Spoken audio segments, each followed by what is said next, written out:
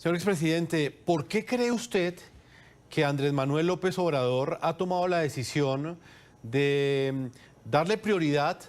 a esta reforma al Poder Judicial? Pues es un capricho, es un desahogo, es una venganza. Antes de hablar de esta reforma judicial, yo quisiera pedirle, expresidente, una reflexión a usted sobre el momento político que está enfrentando México en este instante. Hay quienes aseguran que nunca un presidente de México había tenido tanto poder como el que va a tener Andrés Manuel López Obrador en su último mes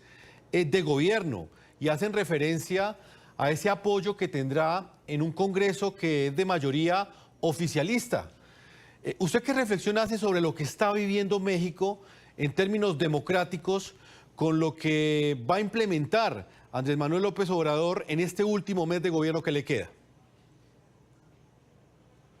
Vinculado a lo que señalas, la verdad es que tiene muy poco de democrático ya lo que estamos viviendo, en tanto que lo que está ocurriendo es la restauración del viejo régimen autocrático, el poder de un solo hombre y de un solo partido sobre todo lo demás.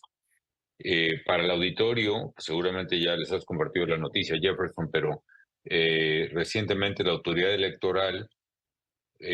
otorgó una mayoría en el Congreso de la Unión, en la Cámara de Diputados, al partido del presidente y sus aliados, que con mucho excede lo que proporcionalmente obtuvo en las urnas. Si bien es cierto que Morena y sus aliados, la coalición que llevó a Claudia Sheinbaum a la presidencia electa, obtuvo una mayoría muy importante del 54%,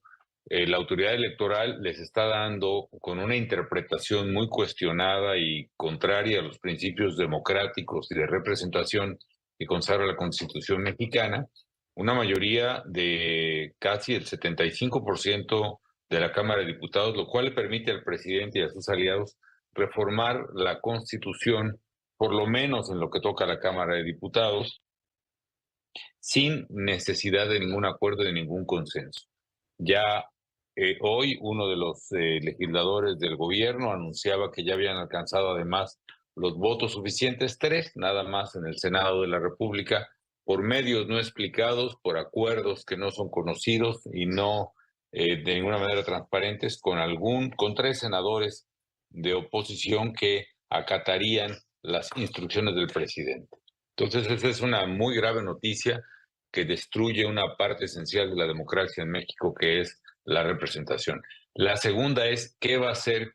el gobierno de López Obrador en su último mes con esa mayoría? Lo que ha anunciado es la destrucción de la esencia del equilibrio de poderes en México. ¿De qué manera? Primero, ya se ha avanzado, ya se ha aprobado una reforma que desaparece los órganos autónomos que han sido creados en este periodo democrático de México, empezando por la propia autoridad electoral, el Instituto Nacional Electoral, el Instituto de Competencia Económica, el que regula las telecomunicaciones, y un largo, el de transparencia y derecho a la información de los ciudadanos, etcétera, para eliminar los poderes alternos al poder del presidente. Y la más grave, y que destruye la esencia de la democracia y el Estado de Derecho en México, es la desaparición del Poder Judicial, no solo la Suprema Corte de Justicia, todo el Poder Judicial, jueces, magistrados, en un golpe a la Constitución, pues dramático, porque de apoyarse esta reforma, estaríamos destruyendo la esencia del Estado de Derecho. Yo creo, Jefferson, que estamos todos muy preocupados por el tema de Venezuela, con toda razón, pero en México está ocurriendo una destrucción acelerada de la vida democrática y del Estado de Derecho, del cual no hay una conciencia real entre la opinión pública internacional, a mi parecer. Hoy incluso el presidente, en un acto de desmedida, lo podría calificar de muchas otras cosas, pero quiero ser prudente, dijo que ponía en pausa la relación con Estados Unidos y con Canadá, lo cual pone a México al borde. Ojalá no le tomen la palabra, porque eso, imagínate, si a México lo desconocen como socio en el Tratado de Libre Comercio, va a ser la destrucción económica del país, un auténtico suicidio colectivo, pero disparado por un solo hombre, por su afán de poder, ya fuera de todo control, fuera de sí, en el último mes todopoderoso de gobierno. Muy malos tiempos para México, Jefferson.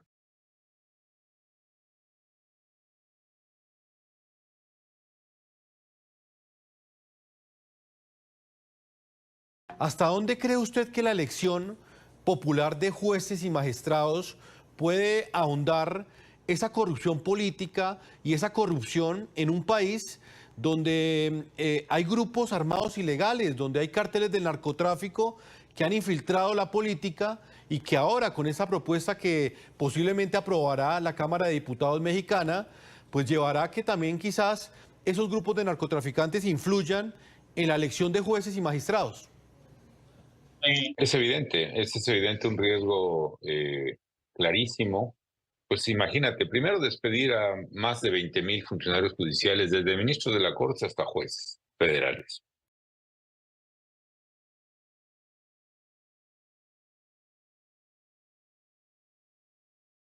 Y segundo, ponerlos a una elección donde los poderes fácticos, concretamente el crimen organizado, que controla ya una parte importante del territorio del país, pues los va a tener en sus manos, van a ser sus abogados, los próximos jueces, van a ser los abogados, sus propios fiscales, lo cual lleva a México a un estado de indefensión terrible. Ahora, del lado de los ciudadanos, que es lo más importante, pero imagínate las inversiones que han venido a México al amparo de este marco legal internacional que fue el Tratado de Libre Comercio, que de repente no haya jueces que garanticen un contrato, una inversión, una propiedad. Es realmente el caos jurídico, el fin del Estado de Derecho, lo cual preocupa pues, no solo a los americanos, en primer lugar a los mexicanos, y nos pone al borde, insisto, de salir del Tratado de Libre Comercio, que implica para México cientos de miles de empleos formales, millones, me atrevo a decir, pero además la exportación de prácticamente 1.500 millones de dólares diarios, diarios. Eso es lo que México está exportando, números más, números menos, a Estados Unidos, de manera tal que, ¿y por qué razón? Además, por un desplante verdaderamente caprichoso que está poniendo a México al borde del abismo. Ya hoy mismo no, el dólar, a partir de la elección de junio, respecto al peso, el peso se ha depreciado pues un 20-25%, y si se aprueban estas reformas, eso será apenas un indicador de lo que está a punto de pasar en México. El propio Banamex, el banco, uno de los bancos más grandes del país, acotaba en una de sus notas que los mercados no han asimilado el poder de destrucción de las medidas que se están implementando hoy mismo en México. La Cámara de Diputados apoyó ya el dictamen a favor de estas reformas verdaderamente desquiciantes del orden constitucional, y van a ser apoyadas por una mayoría que pues está ciega y sorda y muda respecto de instrucciones de un solo hombre que está pues fuera de control. Señor expresidente, ¿por qué cree usted que Andrés Manuel López Obrador ha tomado la decisión de darle prioridad a esta reforma al Poder Judicial? Él asegura que lo que pretende es una democratización, que se acabe la corrupción política y que no solamente unos privilegiados sean los que tengan acceso al Poder Judicial. Otro sector de México asegura que esto se trata de una captura política,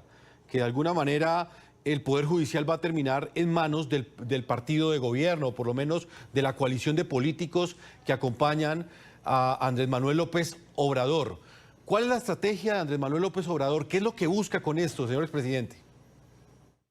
Bueno, yo creo que hay otra tercera hipótesis, además de ser una captura política, que la podrían incluso lograr sin esta reforma, porque con esa mayoría en el Congreso, el nombramiento de ministros